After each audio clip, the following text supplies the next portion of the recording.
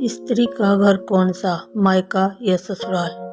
तुम्हें कितनी बार बताया है, मेरे तैयार होने से पहले मेरा नाश्ता तैयार हो जाना चाहिए। शादी के 25 सालों बाद भी मुझे क्यों बार बार एक ही बात बतानी पड़ती है लता। तुम्हें क्या है, तुम तो आराम से घर पर रहोगी, मुझे तो काम पर जाना पड़ता है।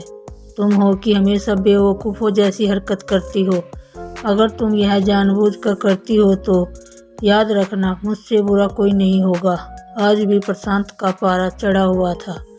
इन कटु शब्दों में अपना गुस्सा उतारते हुए, गीला तौलिया कुर्सी पर फेंकते हुए प्रशांत गुस्से से लता की तरफ देखने लगा। लता के लिए प्रशांत का यह बेवजह का गुस्सा कोई नई बात नहीं थी। वह महीने में 3-4 बार ऐसे ही लता पर बरस पड़ता था। पहले पहले लता उसका विरोध किया करती थी, लेकिन जब कई सालों तक प्रशांत में कोई बदलाव नहीं दिखा तो लता ने खुद को ही बदल दिया। अब प्रशांत के कुछ भी कहने से लता को कोई फर्क नहीं पड़ता था।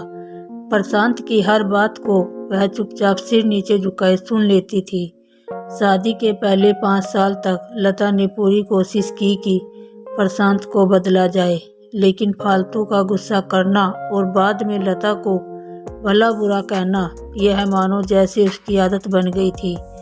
कोई भी वाद विवाद होता तो प्रशांत सीधा लता को बोल देता, अगर मैं तुम्हें अच्छा नहीं लगता तो क्यों नहीं चली जाती अपने मायके, क्यों रहती हो मेरे साथ। इतना सब कुछ होने के बावजूद लता प्रशांत के साथ रहती थी, क्योंकि उसे अपनी बेटी की फिक्र थी।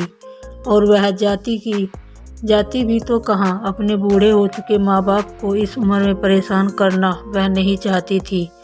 समाज और लोग क्या कहेंगे, यह भी तो उसे ही देखना था। वह इतनी पढ़ी लिखी भी तो नहीं थी कि खुद जाकर कोई नौकरी कर सके और अपना और अपनी बेटी का पालन पोषण कर सके।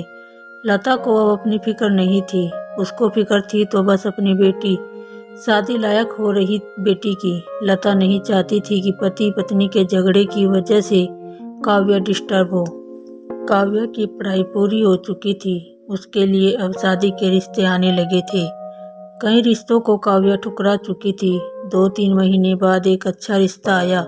रिश्तेदार और पहचान के लोगों ने भी लड़के के बहुत गुणगान किए। प्रशांत एक शाम अपनी बेटी के पास बैठकर उसे बताने लगा, काव्या बहुत अच्छा लड़का है, पढ़ा लिखा है, बड़ा घर है, बहुत अच्छी नौकरी है। ऐसे रिश्ते बार बार नहीं आते बेटा, इस बार मना मत करना। काव्या अपने पिता से ज़्यादा बात नहीं करती थी, शायद डरती थी या शायद नफरत करती थी, लेकिन आज वो अपनी पूरी हिम्मत इकट्ठा कर बोली, मुझे अभी शादी नहीं करनी है पापा, मैं नौकरी करना चाहती हूँ, खुद अपने पैरों पर खड़ी होना चाहती हूँ।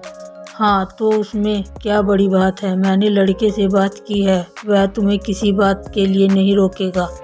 तुम शादी के बाद भी नौकरी कर सकती हो, वह तुम्हें नौकरी के लिए परमिशन दे देगा। प्रशांत बोला, मेरा नौकरी करना या ना करना उसकी परमिशन पर क्यों डिपेंड रहेगा पापा। काव्या ने पूछा, मैं कह रहा हूँ ना, तुम्हें किसी भी चीज़ की कमी नहीं होगी वहाँ। ऐसे रिश्ते बार बार नहीं आते, इसे ठुकरा मत, बहुत खुश रहेगी तुम वहाँ। प्रशांत बोला, पापा क्या मैं उतनी ही खुश रहूँगी जितनी मम्मी इस घर में खुश है। काव्या ने तंज कसते हुए कहा, आज तुम्हारी जबान कुछ ज़्यादा नहीं चल रही। प्रशांत गुस्से से आंखें बड़ी करते हुए बोला, पापा मुझे शादी ही नहीं करनी है, क्योंकि शादी के बाद अगर वह लड़का आपके जैसा निकला तो मैं क्या करूँगी। मुझे आपके जैसा जीवन साथी नहीं चाहिए जो बिना बात के मुझ पर हमेशा चिल्लाए। मुझे कुछ भी अपनी पसंद का लेना हो तो 10 बार सोचना पड़े, कहीं वह नाराज़ ना हो जाए।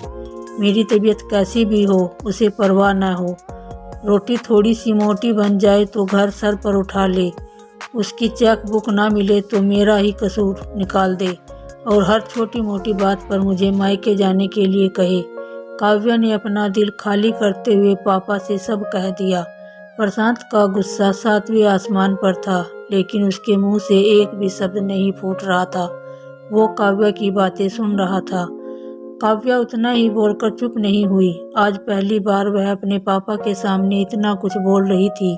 पापा, अपने माँ के साथ हमेशा गलत व्यवहार किया है।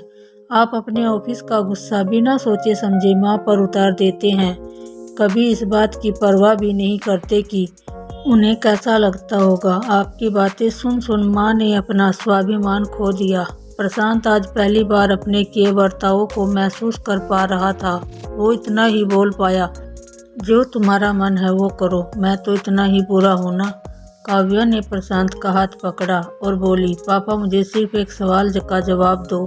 क्या आप चाहोगे कि मेरा पति आपके जैसा हो? अगर आपका जवाब हाँ है तो कर दीजिए मेरा रिश्ता आज ही, और अगर ना है तो मुझे आत्मनिर्भर बनने दीजिए। प्रशांत कुछ भी ना बोल पाया और वहाँ से चुपचाप बाहर चला गया। आज उसे लता के सामने जाने से शर्म आ रही थी। चलते चलते उसकी आंखों से आंसू बह रहे थे। प्रशांत ने आज से अपने आप को बदलने का निश्चय किया। अगले दिन से लता ने अपने पति में काफ़ी बदलाव देखा। वह सोचने लगी कि जो हिम्मत काव्या ने दिखाई है, वह हिम्मत अगर मैं पहले ही दिखा देती तो शायद आज परिस्थिति कुछ और होती और काव्या पढ़ लिख कर अच्छी नौकरी करने लगती और 3 साल बाद उसके लिए एक अच्छा रिश्ता आया। और उसकी विदाई पर प्रशांत बोला, बेटा तू हमेशा खुश रहेगी क्योंकि तेरा पति तेरे बाप जैसा नहीं है। प्रशांत की यह बात सुनकर लता और काव्या की आंखों से आंसू बहने लगे। दोस्तों, हमारे समाज में औरतों को भले ही देवी का दर्जा दिया जाता है, लेकिन वह स्वतंत्रता नहीं दी जाती जो उन्हें देनी चाहिए। उन्हें बचपन से ही बताया जाता है कि वह पराया धन है। स्कूल से आने में देरी हो जाए तो पिटाई मिलती है।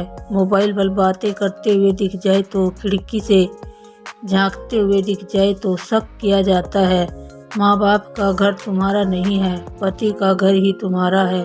जीवन भर यही बातें बता बता कर उन्हें ससुराल भेज दिया जाता है और एक दिन किसी छोटे मोटे झगड़े से ससुराल वाले ने उन्हें सुनना पड़ता है कि इस घर को छोड़ दो और मायके चली जाओ। अब आप ही बताओ दोस्तों, ऐसी स्त्रियों का सच्चा घर कौन सा है? आखिरकार वह किस घर को अपना कहें? उम्मीद करती हूँ कि ये कहानी आप सभी को पसंद आई होगी। अगर पसंद आई है तो वीडियो को लाइक शेयर जरूर करें। अगर चैनल पर नए हैं तो प्लीज़ चैनल को सब्सक्राइब करें।